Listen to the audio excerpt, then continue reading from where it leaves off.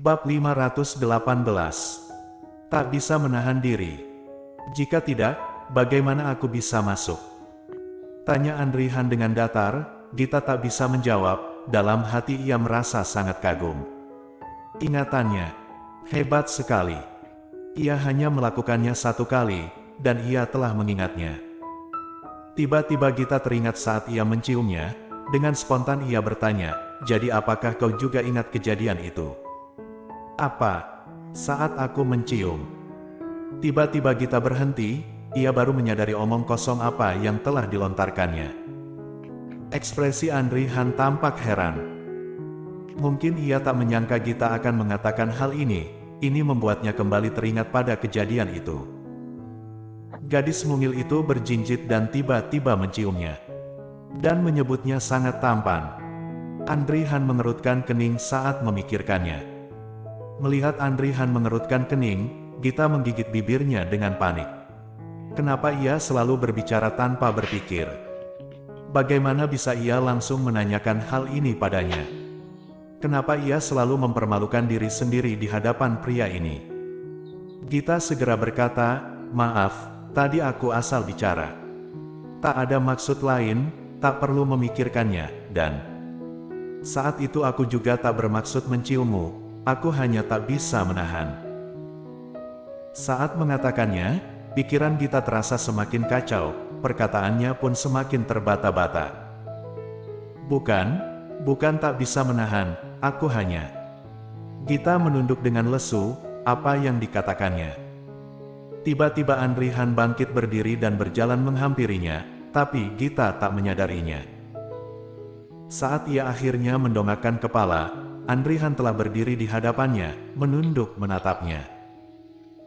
Saat ia mendekat, aroma maskulin tubuhnya mengelilinginya, membuat nafas Gita memburu. Dengan spontan ia melangkah mundur. Aku..." Ia menatap Andrihan yang mendekatinya dengan ekspresi heran.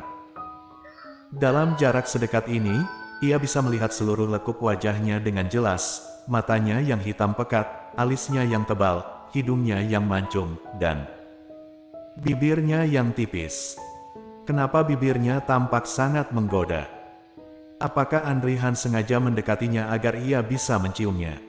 Tidak. Gita menggeleng keras-keras. Andrihan adalah CEO Hans Corp, mana mungkin ia membiarkan dirinya menciumnya? Tidak mungkin. Tapi jika bukan, kenapa ia tiba-tiba menghampirinya? Gita menjadi yakin, Andrihan sengaja menghampirinya agar ia menciumnya. Karena ia telah menyerahkan diri, kenapa ia harus merasa ragu? Mengenai kejadian itu, sebaiknya kita... Andrihan menatap gadis yang menundukkan kepala itu, telinganya memerah. Ia berkata dengan tenang, tapi detik selanjutnya, gadis itu tiba-tiba mendongak. Lalu mengulangi apa yang terjadi saat itu. Ia berjinjit, kedua tangannya merangkul lehernya, lalu bibir merahnya mencium bibir tipisnya. Waktu serasa berhenti. Saat bibirnya menyentuh bibir tipis Andrihan, Gita bisa mendengar jantungnya berdegup kencang, dan ada suara degup jantung yang lain. Sepertinya jantung Andrihan. Mereka berdua tak memejamkan mata. Gita mengerjap, bulu matanya yang lentik tampak sangat menggemaskan, membuat jantung Andrihan berdegup kencang. Saat ia hendak mengangkat tangannya, tiba-tiba sentuhan di bibirnya lenyap, dan gadis yang tadi merangkul lehernya dan menciumnya, berbalik dan lari ke atas. Andrihan memicingkan mata, ia hendak mengejarnya, tapi tak berhasil. Sosok mungil itu berlari menaiki tangga dengan cepat, lalu lenyap dari pandangannya. Setelah terdiam sejenak, Andrihan menyentuh bibirnya. Masih terasa aroma bibir gadis itu. Sangat manis seperti madu. Bagaimana bisa aromanya seperti ini? Andrihan mengusap bibirnya, dan terkejut saat mendapati jarinya berwarna merah jambu. Terdapat bekas lipstik Gita di bibirnya. Lipstik? Apakah ia benar-benar mencium bibirnya? Andrihan kembali mengusap bibirnya, dan ujung jarinya tampak merah. Andrihan tertegun melihatnya. Begitu tiba di kamar, Gita segera mengunci pintunya. Dengan rasa bersalah, ia segera masuk ke kamar mandi dan bercermin, wajahnya memerah. Ia lagi-lagi mencium pria itu. Apakah ia telah mendapatkan durian runtuh? Bagaimana bisa akhir-akhir ini ia begitu beruntung?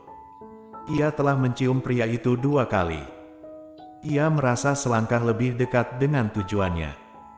Tapi tiba-tiba, Gita menyadari suatu masalah. Ia mencondongkan tubuhnya mendekati cermin, dan matanya terbelalak. Sepertinya, lipstiknya memudar. Mungkinkah tadi? Gita menjadi panik, dengan terkejut ia menutupi mulutnya. Apakah lipstiknya memudar karena mencium Andri Han tadi? Seharusnya ia menggunakan lipstik yang transfer proof, agar tak meninggalkan bekas di bibir Andri Han. Tapi saat mengenakan lipstik ini tadi, ia sama sekali tak mengira ia akan mencium Andri Han. Ini benar-benar di luar dugaannya. Dan jika nanti Andri Han menyadari bekas lipstiknya menempel di bibirnya, tidakkah ia akan merasa sangat jengkel padanya? Gita, apa yang telah kau lakukan? Kenapa kau selalu mencuri kesempatan untuk menciumnya? Mungkin saja sejak awal ia telah jengkel padamu. Kenapa kau lagi-lagi mengulanginya? Gita merasa panik dan mendesah. Ia telah gagal. Audrey Han bangun kesiangan, karena kemarin ia baru pulang larut malam dan tak bisa tidur hingga pukul 5 pagi. Tapi karena ia harus ke kantor, mau tak mau ia harus bangun. Dengan mata panda, Audrey Han berganti pakaian dan keluar dari kamar. Ia mendapati Glenn masih tidur. Anak itu banyak bergerak saat tidur, selimutnya tertendang ke samping. Audrey Han mendesah dan berjalan menghampiri Glenn untuk menyelimutinya. Ia mengecek jam, ia masih bisa tidur 20 menit lagi, maka ia masuk ke kamar mandi untuk mandi. Saat ia keluar dari kamar mandi, Glenn sudah bangun dan sedang berganti pakaian. Saat melihat sosoknya dari belakang, Audrey Han tiba-tiba menyadari, Glenn telah tumbuh dengan pesat, seharusnya ia tak lagi tidur sekamar dengannya. Bersambung.